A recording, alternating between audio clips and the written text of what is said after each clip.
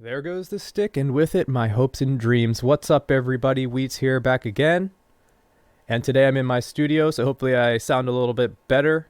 I'm not just recording with my GoPro microphone.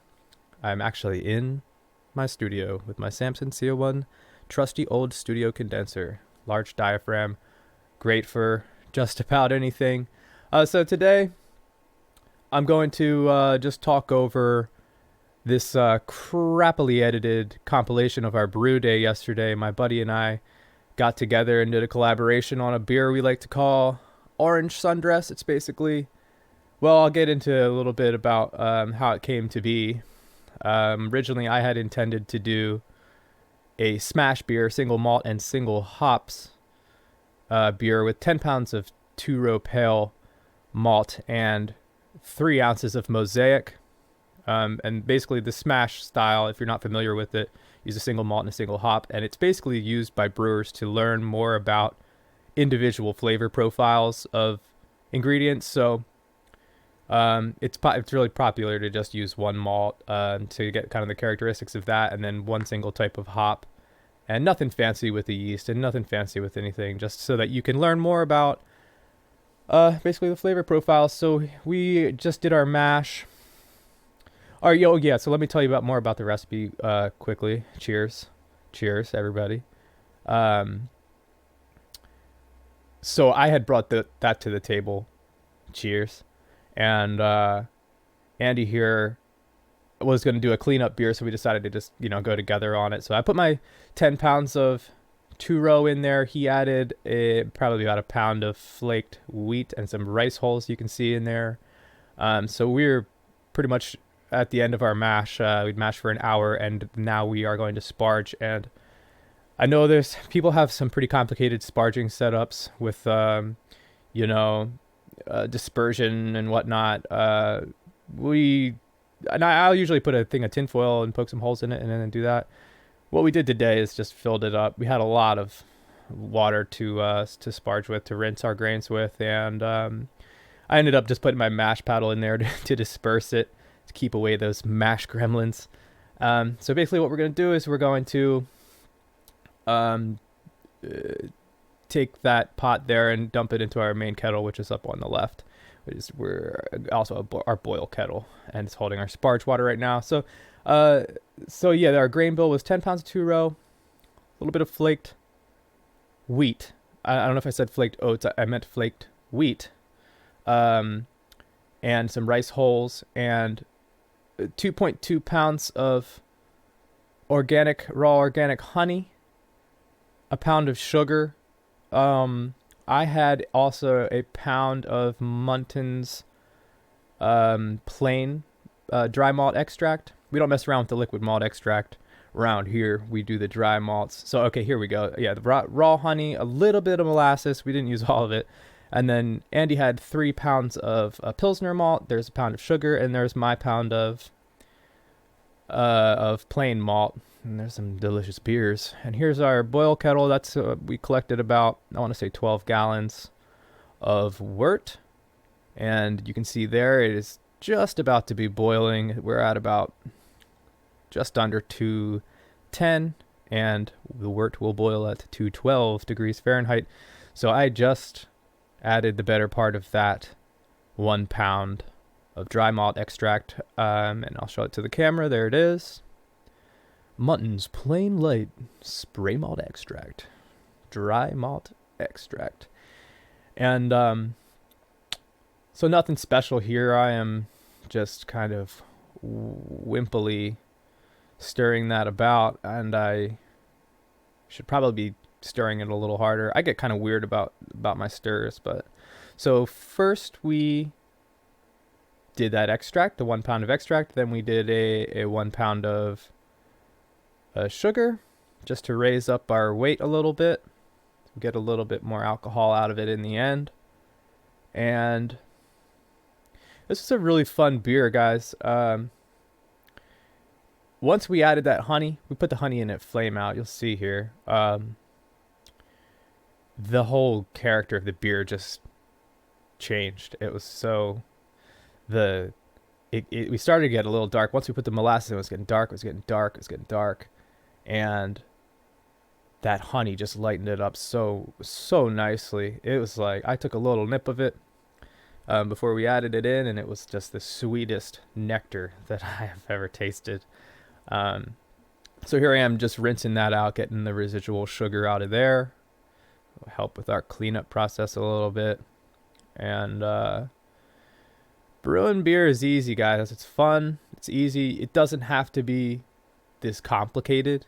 I mean, we're doing a pretty simple brew day today, but it doesn't even really have to be that complicated. It can literally just be an extract. That's how I started. Extract, all you need is hops, water, yeast, and grains. And you don't even need the grains, honestly. You can go and you can do a 2-gallon batch on your stove if you want. They sell those Mr. Beer kits. Everybody starts with those, and you can just buy the extract online, and boil it, and add whatever ingredients you want to that. A lot of people do the coriander or those kind of the spices. I like to keep mine simple. I don't really mess around with extract too much anymore, but except for adding to our grain recipes here. But when I first started putting together my all grain recipes, I would get so complicated with it. I'd be like, oh, I want a little bit of caramel malt, and I want some of this crystal 40L or 80L, and a little bit of black patent, and some of this and some of that, and some oats and some barley and some, making it way too complicated that I needed to. You literally just need a base malt, maybe some specialty grains. You really don't even need, that, and then mash it, boil it, make a yeast starter, or don't. Throw dry yeast. Get a slat pack from Y Yeast. They're great. And ferment it. And then bottle it and drink it. Or keg it and drink it. Even easier. If you're just doing small batches, bottling is really not bad. I like to bottle part of my batches anyway. I know people tend to want to get away from it. Well, let's keg it. It's so much easier. And it really is easier. And it's a lot easier to manage the carbonation levels for sure. But there is something about bottling a beer, drinking out of that bottle that, it's nostalgic for me. But it's also just something that it's going to be a little sweeter maybe in the end. But it's just something that you can't replace. And it's beautiful that once you bottle it, that residual yeast is going to eat your priming sugar, and each one is going to be a little bit different, depending on how it's stored, depending on how much residual yeast was in there, how long you age it. But once you put that cap on that bottle, it becomes its own living thing, its own delicious, tasty living thing. Oh yeah. So here our boil is starting to get going here, a little bit heartier. I actually wasn't even watching. I was zoning out there for a second. I was rambling. Guys gotta stop me when I start rambling. How do I sound, guys? Let me know. Leave a comment. Subscribe to me if you like what you see. I put up a video of our hop line. It's our second year growing these hops. We have, go check it out. I'll put a link in the description here. But so here's our boil starting to get going. You can see it's so malty. Look at all that malt up at the top. And I'm just basically stirring it, trying to keep it from burning on the bottom. Because a lot of times if you add a lot of malt, we have 4 pounds of malt for 12 gallons. It's not really too serious of a burning hazard. But once you get, especially with the liquid stuff, it just wants to go right to the bottom. And that is a 15-gallon kettle that we're using. It looks deceivingly large, but it is the same as a king keg if you guys are using those, with the top stremeled off. He's got a few back there. So yeah, we're at my buddy's place, and he's just a regular old Hank Hill here with his propane and propane accessories. So we just cracked the raw honey, 2.2 pounds of that. He's washing the lid. And then basically we're just going to take a little bit of wort out of our boil and mix it in, so we're not just dumping the honey straight into the boil. So it's, like I said, it's going to go right to the bottom. It's going to burn, and it's going to do us no good. So He's going to dump it in. I'm going to stir it up. I'm going to steer it up a little bit. And the smells coming off of this, guys, is indescribable, really. It was just like the sweetest heavenly nectar that you can imagine. And so I believe we've already done one hop addition. We did one hop addition right at the start of the boil at 60 minutes of an ounce of Mosaic. Actually, you know what? I don't think it was quite an ounce of Mosaic. I'll have to look at our hop schedule again when we get back to it. But there's basically Mosaics throughout.